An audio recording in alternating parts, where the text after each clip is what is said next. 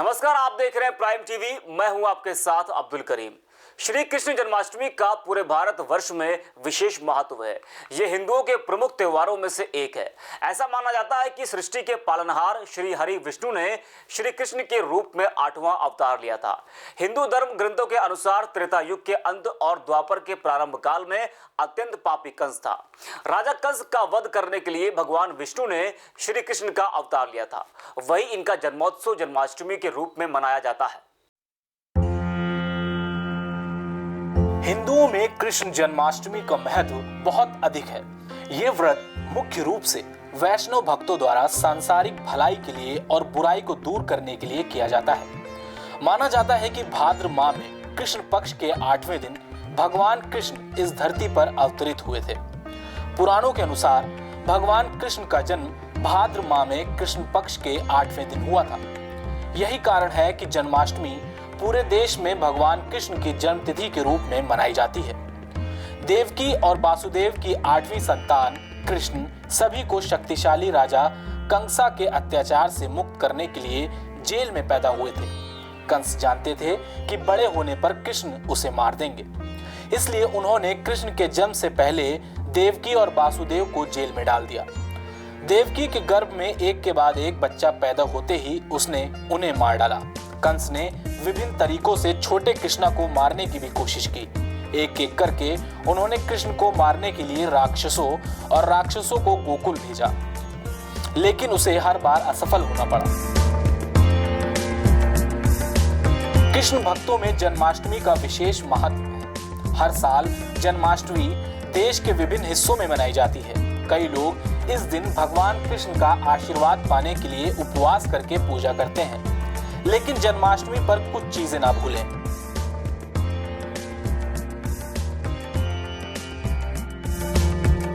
जन्माष्टमी के इस वर्ष 2 मुहूर्त हैं। वैसे जन्माष्टमी इस वर्ष की बहुत खास है, क्योंकि ऐसा संयोग भी कभी कभी बन पाता है। तो 30 वर्ष में एक ऐसा संयोग यह बन रहा है। जन्माष्टमी की पूजन का जो मुहूर्त होता है, रात को 12 बजे भगवान श्री कृष्ण जी का जन्म हुआ था। वैसे तो वैष्णव की जो जन्माष्टमी है वह जन्माष्टमी 12 तारीख को मनाई जाएगी रात्रि में, लेकिन शैव संप्रदाय के लोग एक दिन पहले इस जन्माष्टमी को बनाते हैं। तो आज जो जन्माष्टमी बन रही है उसका मुहूर्त रात्रि 12 बजे है। भगवान श्री कृष्ण जी की इसमें आराधना की जाती है। भगवान श्री कृष्ण जी को उसमें पंचामृत से अभिषेक कराया जाता है।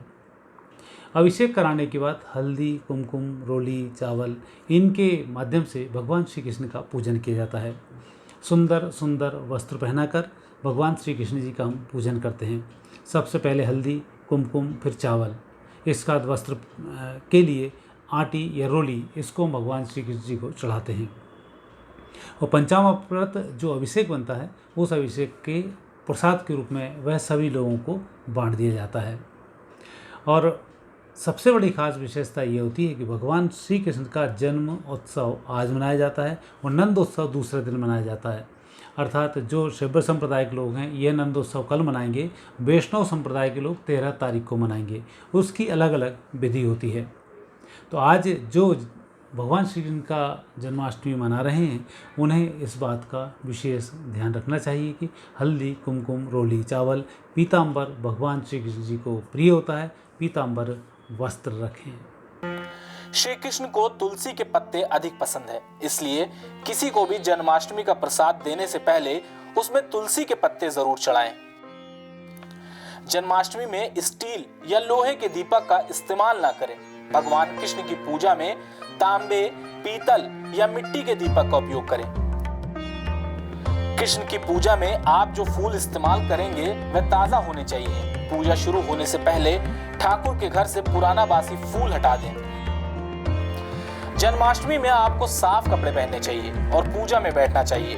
हालांकि इस दिन जूट का कपड़ा नहीं पहना जा सकता। जन्माष्टमी पर चांदी की छोटी बांसुरी खरीदें। पूजा के दौरान बांसुरी को गोपाल के सामने रखें। अपने पर्स में बांसुरी हमेशा रखें जब ये हो जाए।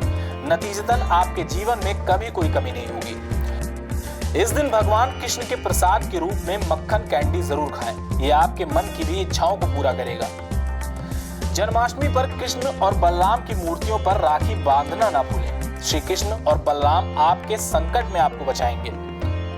जन्माष्टमी पूजा के दिन शंख में थोड़ा दूध डालें, यह आपके जीवन में खुशियां लाएगा। जन्माष्टमी के शुभ अवसर पर किसी भी मंदिर में फल और अनाज का दान करें, इससे कृष्ण खुश होंगे और आपका भाग्य वापस आएगा। श्री कृष्ण एक चरवाहे थे, इसलिए जन्माष्टमी के दिन आपको घर में गाय और बछड़े की मूर्ति लाना चाहिए। ये मूर्ति आपके दुख को कम करने में महत्वपूर्ण भूमिका निभा सकती है। भगवान कृष्ण को मोर के पंख बहुत प्रिय हैं, इसलिए उन्होंने अपने सिर पर मोर का पंख भी पहना है। जन्माष्टमी पूजा के लिए घर में मोर पंख रहना चाहिए। जन्माष्टमी से पहले भगवान कृष्ण के बारे में कुछ जानकारी प्राप्त करें। कृष्ण भगवान विष्णु के 8वें अवतार हैं। उनका जन्म द्वापर युग में हुआ था। जैन धर्म के 22वें तीर्थकर अरिष्ट नेमिनाथ को भगवान कृष्ण का भाई माना गया है। माना जाता है कि कृष्ण का जन्म 3112 ईसा पूर्व में हुआ था। कहा जाता है कि भगवान कृष्ण काले थे, हालांकि पुराणों में उल्लेख है कि उसकी त्वचा का रंग बारिश के बादल जैसा था। उनके जन्म की रात उन्हें कंसा जेल से गोकुल नंदा भेजा गया था। वहां उन्हें नंदा और यशोदा के बच्चे के रूप में लाया गया था। पुराणों में वर्णित है कि भगवान विष्णु के छठे अवतार परशुराम ने कृष्ण को सुदर्शन चक्र दिया था। इस विषय पर कहानी इस प्रकार है। पुराणों के अनुसार परशुराम अमर है। परशुराम की उपस्थिति की कहानी त्रेता और द्वापर युगों में भी मिलती है, जो सतयुग से शुरू होती है। जब त्रेता युग में राम ने सीता के स्वयंवर सभा में इंद्रधनुष को तोड़ा, तो परशुराम क्रोध में उन्हें दंड देने के लिए महेंद्र पर्वत से वहां आए। लेकिन जब उन्हें विष्णु के एक अन्य अवतार राम के वास्तविक स्वरूप का पता चला, तो उन्होंने उन्हें श्रद्धांजलि दी। उस समय राम ने उनसे सुंदर चक्र को गुप्त रखने का अनुरोध किया। उन्होंने कहा, जब वे द्वापर युग में फिर से जन्म लेंगे तो परशुराम को इसे वापस दे देना चाहिए। जब द्वापर युग में विष्णु भगवान कृष्ण के रूप में धराधाम में उतरे, तो धर्म की रक्षा के लिए परशुराम ने उन्हें सुंदर चक्र दिया। विशेष रूप से अभी कुछ उपाय किए जाते हैं, क्योंकि ये जो समय होता है, ये समय बहुत खास होता है। इस समय भगवान श्री कृष्ण का पूजन भी किया जाता है। जन्माष्टमी के त्यौहार को भी मनाया जाता है। जिन महिलाओं के यहाँ बच्चे नहीं होते हैं, आज के दिन भगवान श्री कृष्ण के बाल स्वरूप की वे आराधना करते हैं और गोपाल सहस्त्र नाम का पाठ करते हैं या संतान गोपाल मंत्र का इसमें पाठ किया जाता है। दो में से एक जो आपको आसान लगे वह आप कर सकते हैं। इससे संतान की प्राप्ति होती है। भगवान श्री कृष्ण जी के लिए धने की पंजीरी का विशेष महत्व होता है। धनिया की पंजीरी चढ़ाने से कभी भी व्यक्ति की अकाल मृत्यु नहीं होती है, उत्तम स्वास्थ्य की प्राप्ति होती है। तीसरा उपाय किया जाता है पारिवारिक सुख के लिए। इसके लिए नंद महोत्सव को मनाया जाता है। नंद महोत्सव जिस दिन जन्माष्टमी होती है उसके दूसरे दिन बनता है। इसमें वैष्णव लोग अपने भगवान श्री कृष्ण के मंदिरों में जाते हैं, वहाँ पर माखन मिश्री का भोग लगाते हैं। माखन मिश्री का भोग लगाने से पारिवारिक सुख की प्राप्ति होती है और कभी भी अन्न की कमी नहीं रहती है। और ऐसे लोग जिनके बीच में आपसी तकरार होती रहती है, उन पति पत्नियों को कल दूसरे दिन नंद महोत्सव के दिन भगवान श्री कृष्ण जी के लिए खिलौने दान किए जाते हैं और उस खिलौने में बंसी का विशेष महत्व होता है। बंसी के दान करने से पारिवारिक जीवन में जो कलह होती है, यह कलह समाप्त होती है। और नंद महोत्सव मनाने के पीछे एक उद्देश्य और भी है। धर्म, अर्थ, काम, मोक्ष की भी इसमें प्राप्ति होती है।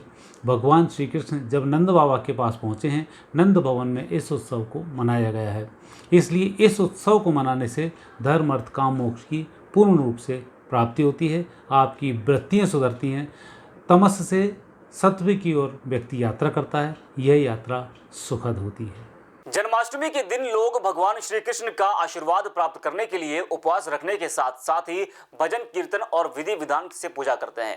लेकिन कृष्ण पूजन में मनचाहा वरदान और आशीर्वाद प्राप्ति के लिए कुछ चीजों का ध्यान रखना जरूरी है। फिलहाल के लिए इतना ही। देश और दुनिया की तमाम खबरों के लिए देखते रहिए प्राइम टीवी। खबरों के अंदर की पूरी खबर, हर खबर की सटीक पड़ताल, आपका भरोसा हमारी जिम्मेदारी। सच, साहस और सरोकार, यही है हमारी पहचान।